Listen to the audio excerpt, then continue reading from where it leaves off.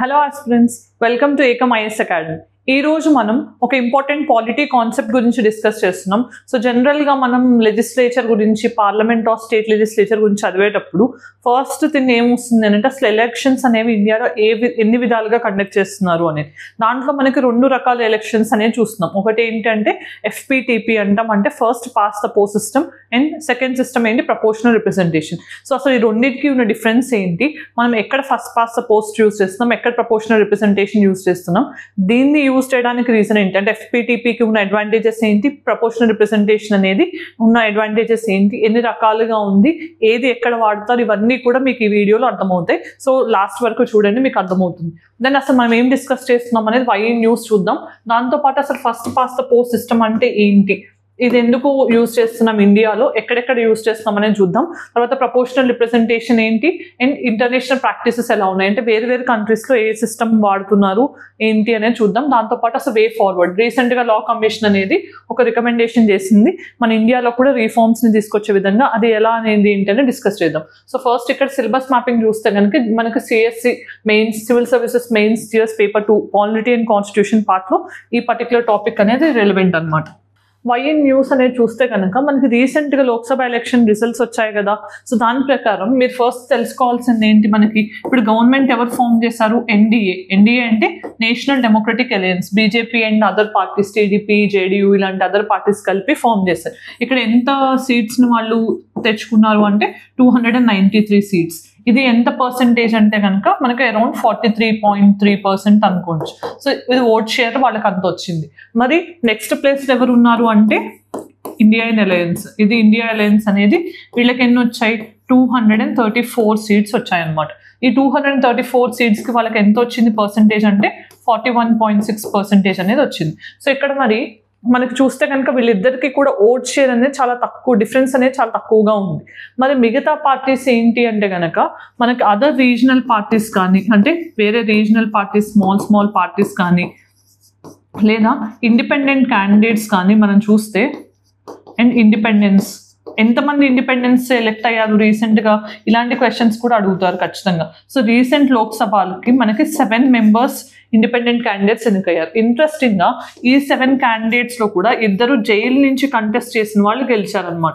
వాళ్ళలో ఒకళ్ళు అమృత్ పాల్ సింగ్, మనకు తెలిసిందే ఖలిస్తానీ మూమెంట్ లీడ్ చేస్తున్న పర్సన్, అండ్ ఇంకొకరు ఇంజనీర్ రషీద్ అని, ఆయన జమ్మూ అండ్ కాశ్మీర్ నుంచి. వీళ్ళిద్దరూ కూడా national security act and UAP act కింద అరెస్ట్ అయ్యి జైల్లో ఉండి కంటెస్ట్ చేసి గెలిచారనమాట. మరి వాళ్ళకి సర్టెన్ ప్రొవిజన్స్ అనేవి డిఫరెంట్గా ఉంటాయి. సో వాళ్ళు ఎప్పుడైనా ఇప్పుడు ఓత్ తీసుకోవాలన్న పెరోల్ మీద రావడం కానీ, ఇవన్నీ కూడా డిఫరెంట్ ప్రొవిజన్స్, అది వేరే వీడియోలో మనం డిస్కస్ చేద్దాం. కానీ ఇక్కడ ఏంటంటే ఫస్ట్ ఈ రీజనల్ పార్టీస్ అండ్ ఇండిపెండెన్స్కి మొత్తం 15% ఓట్ షేర్ అనేది వచ్చింది. కానీ వీళ్ళు ఓన్లీ 16 సీట్స్ని మాత్రమే తెచ్చుకున్నారు అనమాట. అంటే ఇక్కడ మనం చూస్తే కనుక వీళ్ళ ఓట్ షేర్కి తగ్గట్టు సీట్స్ అనేవి ఎక్కువ ఉన్నాయి. కానీ ఇక్కడ 15% ఓట్ షేర్ వచ్చినా కూడా వీళ్ళకి ఓన్లీ 16 సీట్స్ వచ్చాయి. సో అసలు ఇప్పుడు క్వశ్చన్ ఎందుకు వచ్చిందంటే, మరి ఇలా మనకి సీట్స్, ఓట్ షేర్స్ ఉన్నప్పుడు అసలు ఈ FPTP సిస్టమ్ అనేది ఏదైతే మనం వాడుతున్నామో లోక్సభలో, అంటే ఏంటి first pass the post system.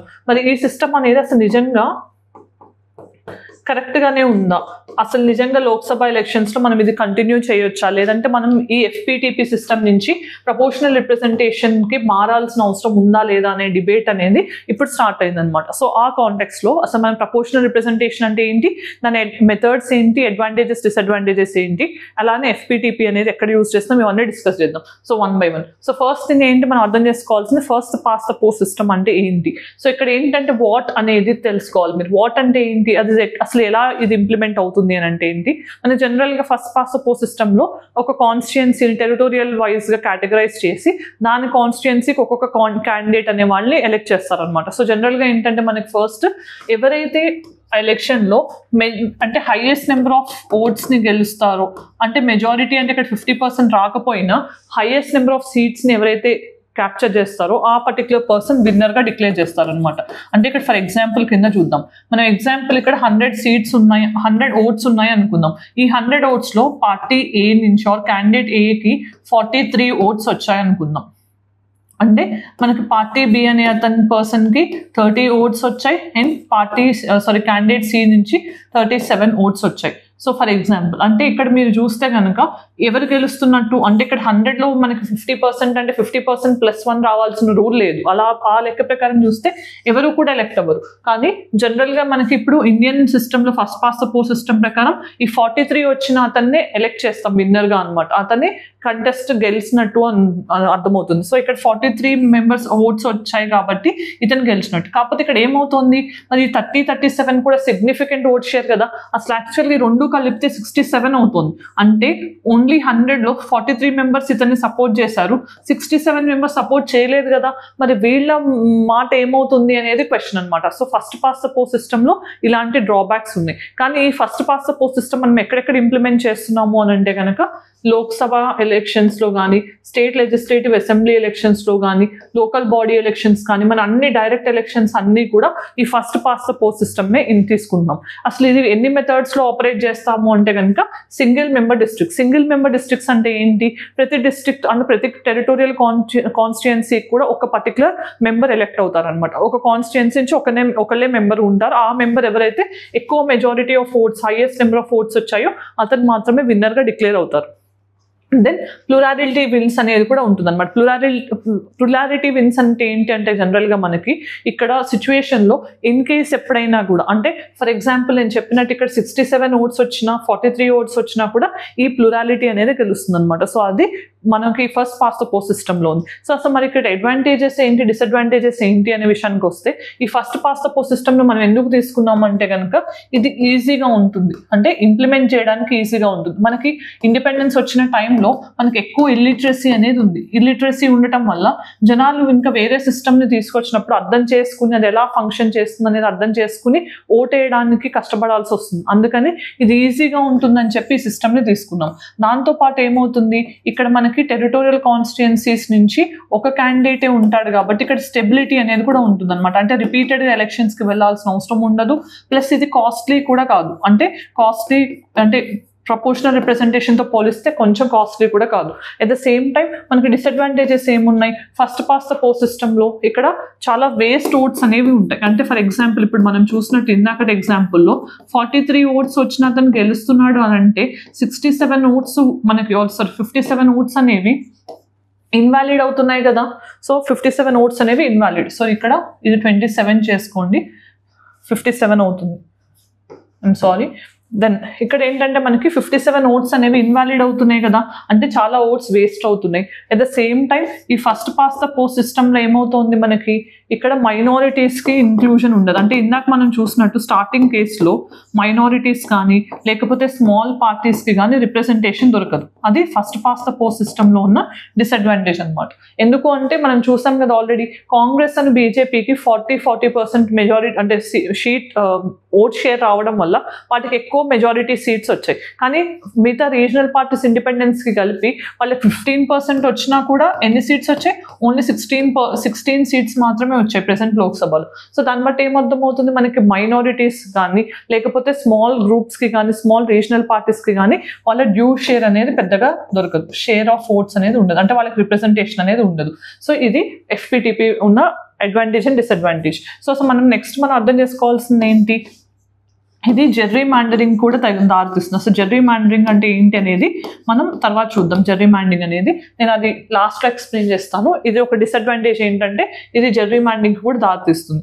Then next system ఏంటి, మనకి ప్రపోర్షనల్ రిప్రజెంటేషన్ అనేది ఉంది. సో ఇక్కడ ప్రపోర్షనల్ రిప్రజెంటేషన్ అంటే ఏంటి, ఇందాక మనం చూసినట్టు మనకి ఫర్ ఎగ్జాంపుల్ 43 ఓట్స్ వచ్చాయి అనుకుందాం, ఇంకొక 2 పార్టీస్కి కలిపి 57 వచ్చాయి. అంటే ఈ పర్సన్ గెలిచినా కూడా ఈ పర్సన్ అంటే ఈ 2 పార్టీస్ ఏవైతే ఉన్నాయో ఫర్ ఎగ్జాంపుల్ 27 ఒక పార్టీ నుంచి 30 ఇంకో పార్టీ నుంచి వచ్చాయి కదా, వీళ్ళకి కూడా వాళ్ళ ఓట్స్కి తగ్గట్టు రిప్రజెంటేషన్ అనేది ఉంటుంది. అంటే ఈ పర్టికులర్ పర్సన్ గెలిచినా వాళ్ళకి ఎన్ని సీట్స్ వచ్చాయనే దాన్ని బట్టి ఈయనకి రిప్రజెంటేషన్ ఉంటుంది, ఈ పార్టీకి ఈ పార్టీస్ నుంచి కూడా వాళ్ళకి వచ్చిన సీట్స్ని బట్టి రిప్రజెంటేషన్ ఉంటుంది. అంటే మనం ఒక్క పర్సన్ని పంపకుండా వాళ్ళ రిప్రజెంటేషన్ ఆఫ్ ఓట్స్ని బట్టి వాళ్ళకి సీట్స్ అనేవి ఎలకేట్ చేస్తాం. దాన్నే మనం ప్రపోర్షనల్ రిప్రజెంటేషన్ అని అంటాం.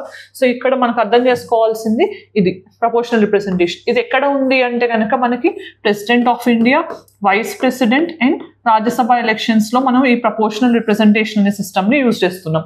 దెన్ మనకు అర్థం చేసుకోవాల్సింది ఏంటి, ఇక్కడ మల్టీ మెంబర్ డిస్ట్రిక్ట్స్ అనేవి ఉంటాయి. మల్టీ మెంబర్ డిస్ట్రిక్ట్స్ అంటే ఏంటి, అంటే ఒక పర్టికులర్ కాన్స్టిట్యుయెన్సీ నుంచి ఒక్క మెంబర్ అనేది ఉండకుండా మళ్ళీ ఒక కాన్స్టిట్యుయెన్సీ నుంచి 2-3 పార్టీస్కి రిప్రజెంటేషన్ ఉంటుంది వాళ్ళకు వచ్చిన ఓట్ షేర్ని బట్టి. దాన్నే మల్టీ మెంబర్ డిస్ట్రిక్ట్స్ అంటాం. కానీ దీనికి మినిమం థ్రెషోల్డ్ అనేది ఉంటుంది. థ్రెషోల్డ్ అంటే ఒక రేంజ్ అంటూ ఉంటుంది. అంటే మినిమం 5% ఓట్స్ వస్తేనే వాళ్ళకి రిప్రజెంటేషన్ ఉంటుంది అన్నట్టు అట్లా థ్రెషోల్డ్ లిమిట్స్ కూడా సెట్ అవుతాయి అనమాట.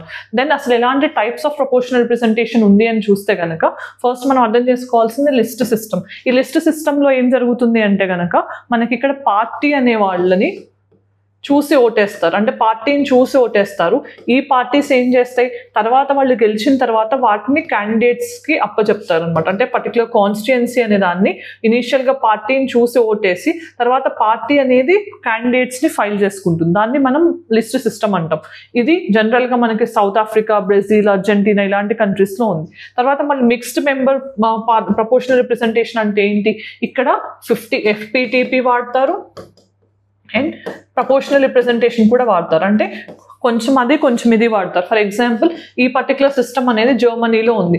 జర్మనీలో హాఫ్ ఆఫ్ ద సీట్స్ అనేవి ప్రపోర్షనల్ రిప్రజెంటేషన్ యూజ్ చేసి ఫిల్ చేస్తున్నారు. ఇంకొక half of the seats first pass the post use చేసి చేస్తున్నారు.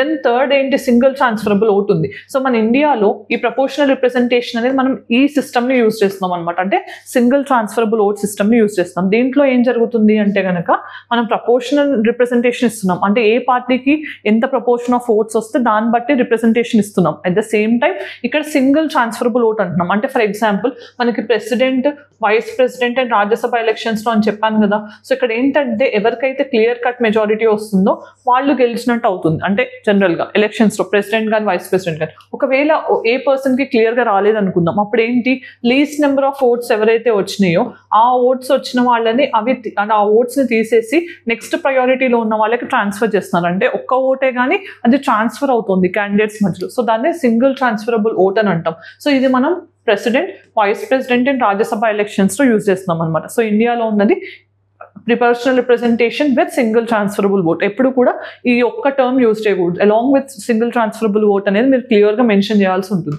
దెన్ అడ్వాంటేజెస్ ఏంటి, ఇక్కడ మనకి FPTPలో ఉన్న అడ్వాంటేజెస్, డిసడ్వాంటేజెస్ ఇక్కడ అడ్వాంటేజెస్ అవుతాయి. అంటే ఇక్కడ మైనారిటీస్కి కానీ ఆర్ ఈవెన్ స్మాల్ పార్టీస్కి, రీజనల్ గ్రూపింగ్స్కి కానీ కోయిలిషన్స్కి కానీ ఛాన్స్ ఎక్కువ ఉంటుంది అనమాట. అంటే కోయిలిషన్ గవర్నమెంట్స్కి కూడా ఛాన్స్ ఎక్కువ ఉంటుంది. అట్ ద సేమ్ టైం ఇక్కడ మెయిన్ డిసడ్వాంటేజ్ ఏంటి అడ్వాంటేజ్ ఏంటంటే లెస్ జర్రీ మ్యాండింగ్ అనేది జరుగుతుంది అనమాట. సో ఇది ఏంటి అనేది నేను మళ్ళీ నెక్స్ట్ స్లైడ్లో ఎక్స్ప్లెయిన్ చేస్తాను. సో ఇక్కడ చూడండి. దెన్ ఈ పర్టికులర్ది మనం తీసుకోకపోవడానికి రీజన్ ఏంటి, ఇది కొంచెం డిఫికల్ట్ టు అండర్స్టాండ్ అనమాట. అంటే జనాలకి ఈ పర్టికులర్ కాన్సెప్ట్ అనేది అంత ఈజీగా అర్థం కాదు. మనం FPTPని తీసుకోవడానికి లోక్సభ ఎలక్షన్స్లో మెయిన్ రీజన్ ఏంటి, అప్పటికి లిటరసీ లెవెల్స్ లోగా ఉన్నాయి, ప్లస్ జనాలకి ఈ కాన్సెప్ట్ అనేది అర్థం కావడం కష్టంగా ఉంటుంది కాబట్టి ఇది తీసుకున్నాం. తర్వాత ఇది అనేది కాస్ట్లీ అఫేర్ కూడా. అండ్ ఇక్కడ ఏమవుతుంది, మనకి అన్స్టేబుల్గా ఉంటాయి అన్నమాట గవర్నమెంట్స్. ఎందుకంటే మైనారిటీస్ ఎప్పుడైతే వాళ్ళకి రిప్రజెంటేషన్ వస్తుందో కోయిలిషన్ గవర్నమెంట్స్ ఫామ్ అవడం ఈజీ కాదు. ఫర్ ఎగ్జాంపుల్ ఇప్పుడు మనం జనరల్గా కేసులో చూస్తే కనుక టీడీపీకి 16 సీట్స్ వచ్చాయి కదా లోక్సభలో. కానీ ఎలోన్గా టీడీపీ ఒక్కటే గవర్నమెంట్ ఫామ్ చేయగలదు ఎప్పుడైనా లోక్సభలో అంటే అవ్వదు. So either BJP or Congress హెల్ప్తో టీడీపీ అనేది కోయిలిషన్ గవర్నమెంట్ని ఫామ్ చేయగలదు. అంటే ఇలా మైనారిటీ రైట్స్ మనం రిప్రజెంటేషన్ ఇస్తున్నా కూడా వీళ్ళు గవర్నమెంట్ ఫామ్ చేయడం అనేది కష్టం అవుతుంది. ప్లస్ అలాంటి గవర్నమెంట్ అనేది కొంచెం ఇన్స్టేబుల్గా ఉంటుంది ఆర్ అన్స్టేబుల్గా ఉంటుంది. సో ఇవన్నీ కూడా డిసడ్వాంటేజెస్ అనమాట. దెన్ ఇంటర్నేషనల్ ప్రాక్టీసెస్ ఎలా ఉంటున్నాయి అంటే కనుక మనకి UK కానీ, కెనడా కానీ, ఇండియా కానీ FPTPని డైరెక్ట్ ఎలక్షన్స్లో యూజ్ చేస్తున్నారు అనమాట. డైరెక్ట్ ఎలక్షన్స్లో టెరిటోరియల్ కాన్స్టిట్యుయెన్సీస్గా డివైడ్ చేసి సో కాన్స్టిట్యుయెన్సీకి ఒక మెంబర్ని పెట్టి ఎలక్ట్ చేస్తున్నారు. కానీ వేరే కంట్రీస్ అయినా బ్రెజిల్ కానీ, అర్జెంటీనా, సౌత్ ఆఫ్రికా, జర్మనీ ఇలాంటి కంట్రీస్లో ప్రపోర్షనల్ రిప్రజెంటేషన్ అనేది ఉంది. లిస్ట్ సిస్టమ్తో యూజ్ చేస్తున్నారు అండ్ కొన్ని చోట్ల మిక్స్డ్ ప్రపోర్షనల్ రిప్రజెంటేషన్ ఉంది. సో ఇలా మనకి ఇంటర్నేషనల్ ప్రాక్టీసెస్ అనేవి వేరీ అవుతున్నాయి. మరి ఇప్పుడు అసలు జెర్రీ మ్యాండరింగ్ అంటే ఏంటి అంటే కనుక ఫస్ట్ మనం ఒక టెరిటోరియల్ కాన్స్టిట్యుయెన్సీని ఎవరు డ్రా చేస్తారు, జనరల్గా డీలిమిటేషన్ కమిషన్ అనేది డ్రా చేస్తుంది కదా. సో డీలిమిటేషన్ కమిషన్ అనేది constitutional body and article 82 of Indian constitution. మరి డీలిమిటేషన్ కమిషన్ ఎవరు క్రియేట్ చేస్తారు? పార్లమెంట్ బై లా క్రియేట్ చేస్తుంది. ఇప్పటివరకు ఎన్నిసార్లు క్రియేట్ చేశారు అంటే కనుక 4 times క్రియేట్ చేస్తారు డీలిమిటేషన్ కమిషన్ అనేదాన్ని. సో ఈ 4 timesలో పార్లమెంట్ బై లా క్రియేట్ చేసిన తర్వాత ప్రెసిడెంట్ అనే వాళ్ళు అపాయింట్ చేస్తారు. సో దీంట్లో మెంబర్స్ ఎవరు ఉంటారు జనరల్గా అంటే కనుక మనకి chief election commissioner, state election commissioners